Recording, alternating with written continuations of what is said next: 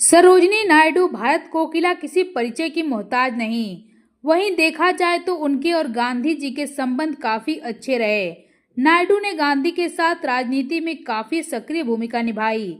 वहीं उन्होंने एक बार गांधी के साथ अपनी पहली यादगार मुलाकात का जिक्र करते हुए कहा कि जुलाई 1914 में पूरे यूरोप में प्रथम विश्व युद्ध छिड़ने के ठीक बाद जब गांधी का जहाज लंदन में उतरा तब सरोजिनी उनसे नहीं मिल पाई थीं।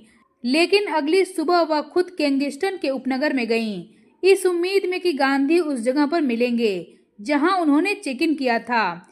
यह लंदन का एक ऐसा हिस्सा था जिससे वह परिचित नहीं थीं, और जब वह एक पुराने घर की खड़ी सीढ़ियों पर चढ़ीं और खुले दरवाजे से झांका तो उन्होंने अपने सामने एक मुंडा सिर वाला छोटा आदमी फर्श पर बैठा हुआ पाया। उन्होंने आगे कहा कि उसके चारों ओर भुनी हुई मूंगफली का एक पका हुआ डिब्बा और सूखे केले के आटे के बेस्वाद बिस्किट फैले हुए थे। यह सब देखकर वह बहुत खुश हुईं और जोर से हंस पड़ीं।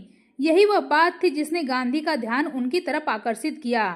जिसके बाद गांधी ने अपनी आंखें उठाई और मुझ पर हंसते हुए कहा, आह, आप श्रीमती नायडू होंगी, और कौन इतना अपमानजनक व्यवहार कर सकता है। अंदर आओ, उन्होंने कहा, और मेरे साथ भोजन करो। जिसके बाद मैंने कहा, नहीं धन्यवाद। गांधी जी ब्रिटेन के युद्ध प्रयासों में उनका समर्थन करने के लिए लंदन में थे। यूरोप के देशों के बीच दुश्मनी बढ़ती जा रही थी। जर्मनी और ऑस्ट्रिया, हंगरी, रूस, फ्रांस और ब्रिटेन के खिलाफ खड़े थे और युद्ध अपरिहार्य लग रहा था। गांधी जी का मानना था कि यह ब्रिटेन के लिए संकट की घड़ी थी। उन्होंने कहा, इंग्लैंड की कठिनाई को भारत के अवसर में नहीं बदलना चाहिए, बल्कि उन्हें लगा कि भारत का समर्थन युद्ध समाप्त होने के बाद उसे स्वशासन के लिए अंग्रेजों से अधिक रियायतें हासिल करने में मदद कर सकता है। अपनी ओर से गांधी ने अपनी आत्मकथा सत्य के साथ मेरे प्रयोग में सरोजिनी के साथ इस पहली मुलाकात का उल्लेख किया। गांधी ने लिखा कि वे ब्रिटेन के युद्ध प्रयास में अपना योगदान देने के लिए एम्बुलेंस इकाई का आयोजन करने के लिए लंदन पहुंचे थे। उन्हें लिसुएम के बारे में भी पता था, जो एक महिला क्लब था जिससे सरोजिनी नायडू जुड़ी हुई थी और जो सैनिकों के लिए जितना संभव हो सके उतने कपड़े सिलने की कोशिश कर रही थी।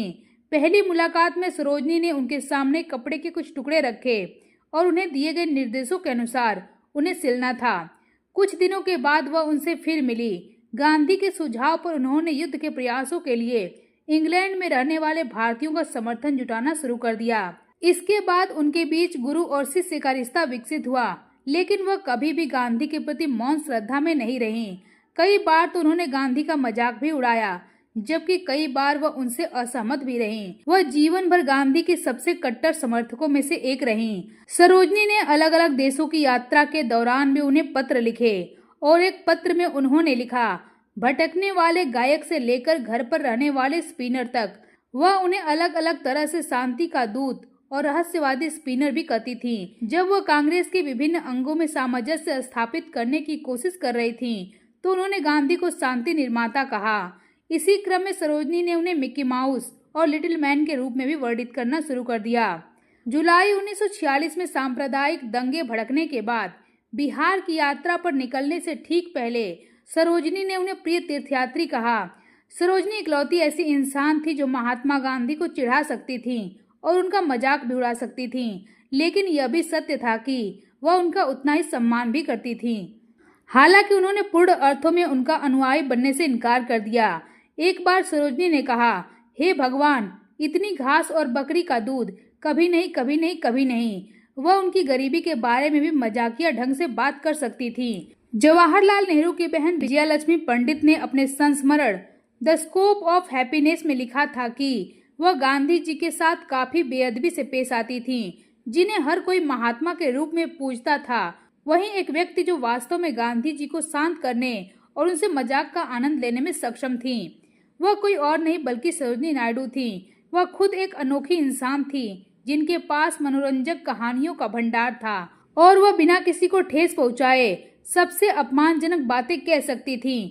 यह वह थीं जिन्होंने गांधी को मिक्की माउस उपनाम दिया था जब वो अपनी प्रसिद्धि के चरम पर थे, और उन्होंने इसका उतना ही आनंद लिया जितना किसी और ने लिया। सरोजिनी को गांधी की एक निष्ठा, उनकी नेकनीयती और उदारता ने आकर्षित किया। जैसे जैसे वे कांग्रेस से जुड़ती गईं, वे गांधी की सबसे करीबी सहयोगियों में से एक बन गईं। मार्च 1930 में जब गांधी ने नमक सत्याग्रह शुरू करके सविनय अवज्ञा आंदोलन की घोषणा किया तो उन्हें जल्द ही गिरफ्तार कर लिया गया, जिसके बाद 5 मई को इस आंदोलन का पूरा नेतृत्व सरोजनी के हाथों में आ गया। उन्होंने कई हजार स्वयंसेवकों के साथ दांडी के पास धरसना नामक कारखाने में प्रवेश करने का प्रयास किया। जैसा कि गांधी ने इरादा किया था, सत्याग्रहियों को अंदर जाने से रोकने के लिए कारखाने को बंद कर दिया गया। वहीं पूरे स्वतंत्रता संग्राम में देखा जाए तो गांधी अक्सर विरोध के संकेत के रूप में उपवास करते थे और वर्षों से यह उनके कमजोर स्वास्थ्य पर भारी पड़ता था। वहीं सरोजनी अधिकांश बार उनके साथ शामिल होती थीं और उनकी लंबी उम्र के लिए मौन प्रार्थना करती थीं।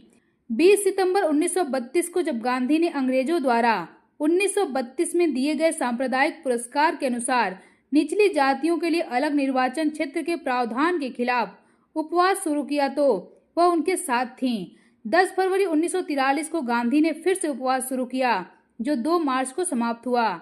यह सरोजनी के लिए राहत की बात थी, क्योंकि उनके बिगड़ते स्वास्थ्य के बारे में अफवाहें फैलाई जा रही थी। सरोजनी ने बाद में कहा कि उपवास के 7वें दिन के अंत में गांधी की मृत्यु हो गई थी। ऐसा लगा जैसे दुनिया से कोई रोशनी चली गई हो। यह एक चमत्कार था कि उनकी इच्छा शक्ति ने खुद को कैसे स्थापित किया।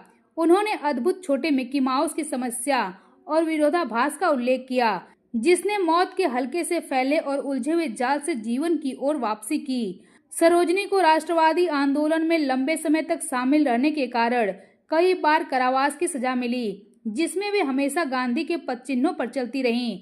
उन्हें सबसे लंबे समय तक कारावास की सजा 8 अगस्त 1942 को भारत छोड़ो प्रस्ताव पारित होने के तुरंत बाद मिली थी। उन्हें महात्मा गांधी और उनकी पत्नी कस्तूरबा के साथ पूना के आगा खां पैलेस में कैद किया गया था।